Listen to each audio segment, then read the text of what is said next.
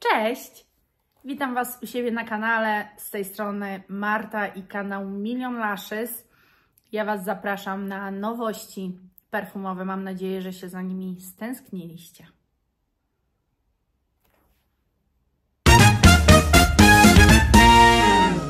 To co, kochani? Zacznijmy te informacje o nowościach perfumowych. Jest raz, dwa, trzy, cztery, 5, 6, 7 nowych zapachów mainstreamowych, o których dzisiaj Wam powiem. I zacznę może od męskiego zapachu Sauvage. Bardzo fajny, bardzo ładny męski zapach. Piękny. I tutaj jest Eau Forte. Flanker Eau Forte. Słuchajcie, to jest w ogóle zapach, to może taka ciekawostka, który jest totalnie bezalkoholowy.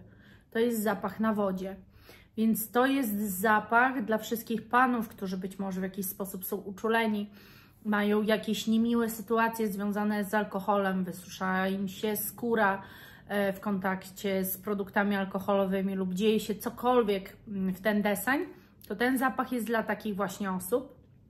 Często się spotykam z tym, że w komentarzach właśnie mi kobietki piszecie, że poszukujecie zapachów totalnie bezalkoholowych, bo właśnie typu jakieś olejki albo coś, bo właśnie ten alkohol źle na Was działa. Także męską wersję znam. O damskiej, jeżeli kiedykolwiek coś przeczytam, to na pewno Wam powiem. Jeżeli chodzi też o budowę tego zapachu, powstał on na olejkach eterycznych. Ja naprawdę Sauvage lubię, bardzo mi się podoba, jest mega męski, bardzo piękny zapach. I jest to w ogóle zapach powstały już przy tym nowym dyrektorze. Ja Wam mówiłam, że do Diora, dyrektorem kreatywnym Dior Perfum, czyli tego działu perfumowego, został Francis Kurkdjian. I właśnie mówiłam Wam, że Miss Dior przeszła reformulację, że te wszystkie diorowe zapachy, takie bardzo znane, właśnie przechodzą. To pewnie też jakaś forma reformulacji jest, no ale to jest też nowy zapach, totalnie nowa nazwa zapachu, ale już powstała właśnie z jego udziałem, przez niego. Ma to być zapach dosyć dziki, drzewny, wodny, cytrusowy, ale ogólnie odbiór tego zapachu ma być nadal, moim zdaniem, taki jaki był, świeży, przede wszystkim świeży. I w głowie są zimne przyprawy, elemi oraz w sercu biała lawenda i w bazie drewno i piżmo. I wiecie co, ja nie będę porównywała tego flankera do podstawowej wersji, dlatego że ostatnio porównywałam właśnie zapachy flankery do podstawowych wersji i się okazało, że tak naprawdę to mimo że ja Wam czytam inne nuty, to budowa zapachu wcale się nie zmieniła. I na przykład jak zaczęłam zgłębiać wiedzę, to się okazało, że na przykład składnik syntetyczny, który powstał i nazywa się tak i tak, jest już w nowym flankerze. W starym to było co innego, ale ten składnik syntetyczny, który powstał, dokładnie pachnie jak tamte. I dlatego to nie ma sensu, bo musiałabym Wam opisywać cały czas wszystkie składniki, jak one mogą wybrzmiewać, żebyście wiedzieli, czy ten zapach się zmienił, czy się nie zmienił. Więc jeżeli kogoś to interesuje, to tę wiedzę bardzo proszę zgłębcie sobie sami już, a ja po prostu tylko będę Wam przedstawiała nowości. Jeżeli jakiś zapach lubicie, to warto flanker czasami też poznać. Też często mi piszecie, że właśnie flankery to praktycznie nigdy nie są fajniejsze od tych podstawowych wersji. I ja bardzo często się z tym zgadzałam, ale powiem Wam szczerze, że na przykład jeżeli jest flanker, który ma w rozwinięciu Intense, to dla mnie ten flanker w 90% zapachów, które przewąchałam właśnie z tą wersją Intense i która była podstawowa, zawsze wybiorę Intense. Nawet Coco Mademoiselle dziś nie kupiłabym już tej podstawowej wersji, tylko te Intense. On troszeczkę delikatnie inaczej wybrzmiewa, akurat jeżeli chodzi o Coco Mademoiselle, ale jest intensywniejszy, jest mocniejszy. Ja lubię bardzo mocne zapachy, więc... A tu też jest flanker. Wersja Intense, czy Le Parfum, czy Le Parfum, czy Le Toilette, nieważne. Po prostu jest to flanker. Jest coś zmienione, może coś zintensyfikowane, dodane. Także już teraz muszę się wycofać z tego, że flankery są zawsze gorsze. Nie, są też takie, które powstają właśnie po to, że zapach się tak wielu spodobał, że jego intensyfikacja może się sprzedawać lepiej. I faktycznie ja często sięgam po tą intensywniejszą wersję. I tu na przykład jest zapach, którego do tej pory nie odkupiłam. Odkupiłam prawie wszystkie, o których Wam mówiłam w jednym ze swoich filmów. Czyli chyba zapachy, które miałam i do których chętnie wrócę. I to jest Lancôme La Vie est Belle. Ja miałam podstawową wersję. Flankerów wyszło mnóstwo, słuchajcie. Mnóstwo po prostu. I ta właśnie nowość, która teraz wychodzi, to jest L'Elixir. I już Wam mówię, czy to jest już dostępne. Tak, ten zapach jest już dostępny w 30, 50 i 100 ml. I tak naprawdę często też słyszałam, że te wersje, inne flankery La Vie est Belle, że wszystkie są takie piękne i wspaniałe i faktycznie chyba czas się tym zająć, bo La Vie est Belle podstawową wersję uwielbiam. Jest to dla mnie pudrowa, piękna kompozycja, coś troszeczkę w deseń Mon Guerlain. No ale właśnie, Mon Guerlain kupiłam i też zaznaczam w wersji Intense, a La Vie est Belle do tej pory nie mam. I to jest, słuchajcie, co tutaj takiego nowego? To ma być woda, która ma być, bo ogólnie uznaje się, że podstawowa wersja jest taka bardziej kwiatowo-pudrowa, a te L'Elixir to jest totalnie owocowo, wręcz gourmandowa wersja. Jest malina, która ma dawać właśnie taki gourmandowy wydźwięk.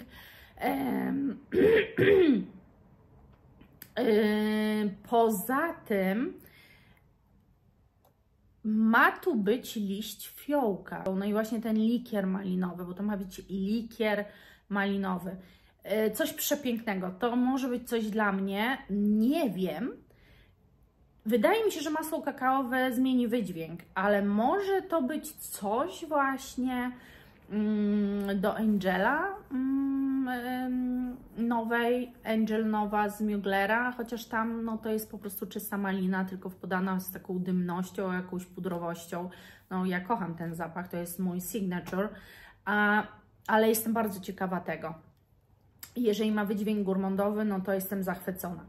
Jest to, jeżeli chodzi o nuty głowy, to jest likier malinowy, bergamotka kalabryjska, nuty serca to absolut liścia fiołka, absolut róży, nuty bazy absolut masła kakaowego, akord skórzany, cedr Virginia, czyli te masło kakaowe najbardziej z tego opisu wynika, łączy się z liściem fiołka i nadaje właśnie taki fiołko-masło kakaowo zapach. Tak to rozumiem. Także jestem tutaj na tak. Myślę, że jestem bardzo zainteresowana. Po co mam kupować w sumie podstawową wersję? Mogę spróbować czegoś nowego, więc jestem na tak. Tu o tym zapachu, o którym Wam teraz powiem, często mówicie. Jak Was pytam o jakiś, albo mówię o jakichś moich zapachach cudownych, albo pytam Was o jakieś marki, to często słyszę ten zapach i też oglądając innych, też widzę w komentarzach, że bardzo duża ilość lubuje się w tym zapachu, a mianowicie chodzi o Burberry Goddess i oni wydają wersję Intense. Po co kupować podstawową, jak jest wersja Intense? Hello! Wyrafinowana interpretacja akordów wanilii. No to faktycznie coś mojego. I to właśnie chyba przy waniliowych zapachach jedna z Was mi napisała przy tym filmie, gdzie mówiłam o zapachach, które wybrzmiewają waniliowo. Mówiliście mi właśnie o tej Goddess.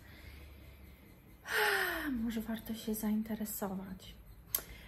Ale właśnie tą wersją Intense. I teraz, czy ona jest już dostępna? Poczekajcie. Tak, jest i można kupić nawet w 10 ml, 30, 50 i 100 oraz w napełnialnym flakonie 150 ml. No to ja jestem za. To ja jestem zdecydowanie za, żeby poznać ten zapach. Bardzo ponoć mocno już waniliowy, jeszcze mocniejsza wersja waniliowa niż ta podstawowa, ponieważ występuje tu, został ten zapach wzmocniony. Ogólnie jak Wam przeczytam nuty, lawenda, infuzja wanilii, firgut, kawior waniliowy, wanilia SFE, absolut wanilii i paczula.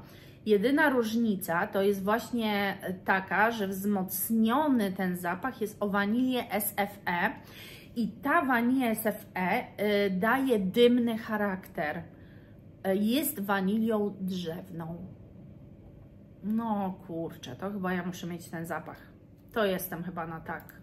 No chyba zawsze mówię, bo ostatnio... A dobra, nie powiem Wam. Nagram drugi film, w którym Wam pewne rzeczy wyjaśnię. Przynajmniej się postaram. Słyszycie pralkę? No, bierze się pranie. Życie rodzinne cały czas trwa. Jakby w kuluarach tego, o czym Wam mówię, pewne rzeczy trzeba zrobić, nie? A teraz to jest zapach męski. I to jest zapach, który pokochałam, poleciłam też niektórym z Was, panom, którzy mnie pytali, bo ja ten zapach kupiłam pod choinkę Wojtkowi i to jest Myself od Yves Saint Laurent, a teraz jest wersja Le Parfum i ta wersja Le Parfum, słuchajcie, a ten zapach jest naprawdę przepiękny. Tak, on jest waniliowy, dobrze tutaj mówią. On jest taki właśnie waniliowy, trochę kwiatowy, drzewny. Niesamowity jest ten zapach po prostu i ewidentnie bardzo męski, chociaż ja też nim się czasami psikam, bo tak mi się podoba. Tworząc zmysłowy, ciepły, bursztynowy szlak. Jest tu kwiat pomarańczy też i jest opisywana jako, słuchajcie, nowoczesna męskość. Bardzo mi się ten opis podoba. Jeżeli chodzi o nuty głowy i ogólnie o nuty znajdujące się w tym zapachu, to jest czarny pieprz, w nutach serca jest kwiat pomarańczy, w nutach bazy wanilia, bourbońska, bursztyn, nuty drzewne, paczula. Jest cudowny ten zapach, słuchajcie. Myślę, że Le Parfum jest po prostu tylko mocniejszy, bo ogólnie jest opisywany jako esencja, czyli wybrzmiewa po prostu mocniej niż podstawowa wersja. Ten zapach jest już dostępny do kupienia, jest jako spray podróżny w 10 ml, w 40 ml, w 60 ml i w 100 ml. Także muszę go sprawdzić, musiałabym zobaczyć. Wiecie, urodziny się zbliżają Wojtka. We wrześniu ma na początku. Ja sobie zażyczyłam perfum, może i jemu kupię. Kolejny zapach to jest znowu według mnie męski. Według mnie jest to męski po prostu zapach, bo po buteleczce poznaję, chociaż tak nie widzę opisu 100%, że to jest męski i nie widzę też w tych materiałach takich marketingowych, żeby tam był jakiś mężczyzna. ale akurat jeżeli chodzi o te buteleczki, one to są w tych buteleczkach zawsze są zapachy męskie i to jest Issey Miyake Le Sel d'Issey Eau de Toilette. Słuchajcie, to jest drzewno-morski zapach Quentina Bisha i jest to zapach soli. Jest już napisane dalej w treściach, że jest to męski, ziemisty zapach. Akord morski spotyka się z drzewnym, kontrast żywiołów prowadzi ku Le Sel d'Issey, ożywczego zapachu zrodzonego między oceanem a ziemią, w hołdzie dla soli życia. Akord soli, imbiru, wodorosty, piasek, wetyweria, drzewo cedrowe, mech dębowy. Przepiękne, naprawdę przepiękny musi być ten zapach. No i właśnie, i teraz czy myself kupić, czy właśnie te Le Sel d'Issey, Issey Miyake. Issey Miyake on jeszcze niczego nie ma, a to są naprawdę cudowne zapachy, bardzo trwałe, bardzo fajnie projektujące, bardzo przyjemne.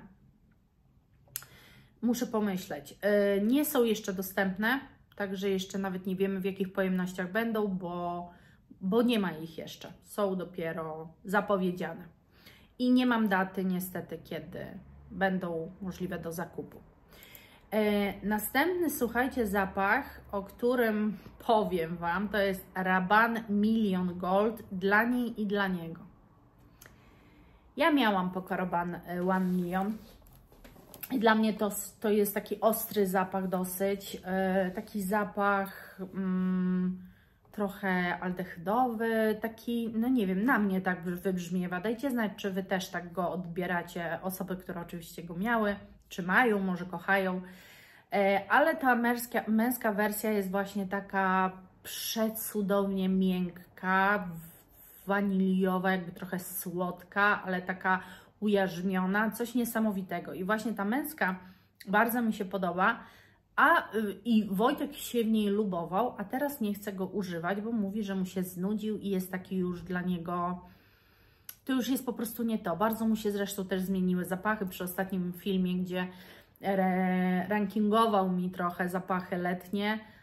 Ja sama to zauważyłam, że jednak bardzo mu się zapach zmienił. Gust zapachowy mu się zmienił. Także no już to nie jest jego klimat. I jeżeli chodzi o te Million Gold, to będą nowe zapachy. Białokwiatowe, jeżeli chodzi o nią, o zapach dla kobiet, i aromatyczno-drzewny, jeżeli chodzi o zapach dla niego. Jeżeli chodzi o nią, to ma być odurzająco zmysłowy zapach łączący zadziornie kobiece białe kwiaty, musującą różę i uzależniającym mineralne piżmo. I to nie będzie zapach dla mnie. Dlatego, że jak wiem, że są białe kwiaty, pralka. Dlatego, że jak wiem, że są białe kwiaty w połączeniu z piżmem, to właśnie on dla mnie będzie wybrzmiewał aldehydowo, tak surowo, tak niemiło po prostu. Ja nie lubię takiego zapachu czuć na sobie, więc na 100% to kompletnie nie jest dla mnie. A jeżeli chodzi o niego, to ma być cytrusowy tak naprawdę, czyli cedr, mandarynka, drzewo sandałowe i przyprawy. I ten Million Gold znowu mi się wydaje, że będzie po prostu bardzo fajny. Ale myślę, że mój Wojtek po prostu już nie szuka czegoś takiego. Jakby totalnie w inną stronę idzie jego zapach, bo też zauważyłam, że zaczął lubować się w takich bardzo ostrych zapachach, mocnych, takich, które idą aż tam w nozdrza. Ja dzisiaj mam pewien zapach, który testuję na sobie. Bardzo mocny zapach. To jest bardzo stara kompozycja, chociaż może inaczej. Nazwa tego zapachu jest bardzo stara, w sensie takim, że no, jest on od dawien dawna już na rynku, ale no, było miliony reformulacji tego zapachu i podejrzewam, że on nie brzmi dzisiaj tak, jak brzmiał kiedyś. Ktoś musiałby mi powiedzieć, kto ma jakieś stare wersje i nową wąchał i wie, że to nie jest to. Ja Wam teraz nie zdradzę, o jakim zapachu mówię, dlatego że będę o tym gadała, ale byłam pewna, że ten zapach mu się nie spodoba. On jest bardzo mocny, jest z ogonem, czuć go w całym mieszkaniu. Jak się nim popryskałam, siedzę i dalej go czuję, a on się w nim zakochał. także niezbadane są losy węchowe. I ostatni zapach, o którym Wam dzisiaj powiem, słuchajcie, to jest Yves Saint Laurent Libre Flowers and Flames. I teraz tak, wszyscy co wiedzą, ja Libre, podstawową wersję, no Intense oczywiście, kocham i uwielbiam, ale nie mam żadnego flankera, a flankerów tego zapachu jest troszeczkę i to jest zapach zapowiadany jako duszny, kwiatowy zapach, mocny, ale łagodny, emanujący ciepłą zmysłowością. To pełna słońca interpretacja oryginalnego połączenia lawendy i kwiatu pomarańczy. Na zdjęciu, słuchajcie, marketingowym jest lilia. Jak ja widzę tą lilię i słyszę, że jest to duszny i taki kwiatowy zapach i widzę na zdjęciu marketingowym lilię, no to może powiem Wam tak, raczej chyba nie sięgnę po ten zapach. Nie mówię, że nie mogę sprawdzić próbki czy coś, ale też na siłę jej szukać nie będę. Dlatego, że nie wiem, w sercu jest wypisane w nutach, że jest to kwiat lilii pustynnej. I teraz tak. Czy lilia pustynna pachnie inaczej niż te lilie, które znamy? Ponieważ dla mnie, przepraszam, ale ja nienawidzę zapachu lilii. Dla mnie to śmierdzi. Czuję wtedy pogrzeb, śmierć, ale na pewno nic pozytywnego. Bardzo źle na mnie ten zapach wpływa. Jak wchodzę do kwiaciarni, czuję tylko te lilie. Jest to dla mnie odrażający zapach z bardzo złymi konotacjami. Także nie wiem, co Wy o tym myślicie, dajcie znać, bo tego zapachu jeszcze nie ma. Jeszcze nie możemy go kupić. Wiemy tylko, że w jakich pojemnościach będzie, 30, 50 i 90 ml. Jeżeli chodzi o nuty, to lawenda, esencja bergamotki, właśnie w sercu jest ta lilia pustynna. Kwiat palmy kokosowej, kwiat pomarańczy, lawenda diva i w bazie tylko i wyłącznie wanilia. No i nie wiem, co o tym myśleć. Powiem szczerze, mogę gdzieś to powąchać, ale jeżeli lilia jest w sercu, to myślę i na tym promocyjnym zdjęciu to tak jakby krzyczy do mnie, że to będą bardzo mocno liliowe perfumy, bardzo mocno liliowy zapach. I ja takiego nie chcę. Chyba że lilia pustynna to jest totalnie co innego. No i znowu widzimy jakieś nuty i trzeba było zgłębić, jak pachnie lilia pustynna. Jest to wszystko do znalezienia na internecie. I jeżeli ktoś bardzo chce poznać, jak może zapach pachnieć, to właśnie powinien sprawdzać, jak coś pachnie. Jak nie wiesz, jak pachnie kwiat pomarańczy, to jest to dokładnie do znalezienia w internecie. Są opisy, jak może być odbierany dany zapach. Może on być odbierany w iluś tam wersjach. Piszczy już mi pralka, więc to znaczy, że ja powinnam skończyć te nowości perfumowe. Ja za dzisiaj serdecznie dziękuję. Mam nadzieję, że dobrze się bawiliście. Koniecznie w komentarzach dajcie mi znać, czy któryś zapach pobudził Waszą wyobraźnię i chęć zakupu, posiadania, cokolwiek. Dajcie mi koniecznie znać. Ja za dzisiaj bardzo Wam dziękuję i do zobaczenia, do następnego. Pa!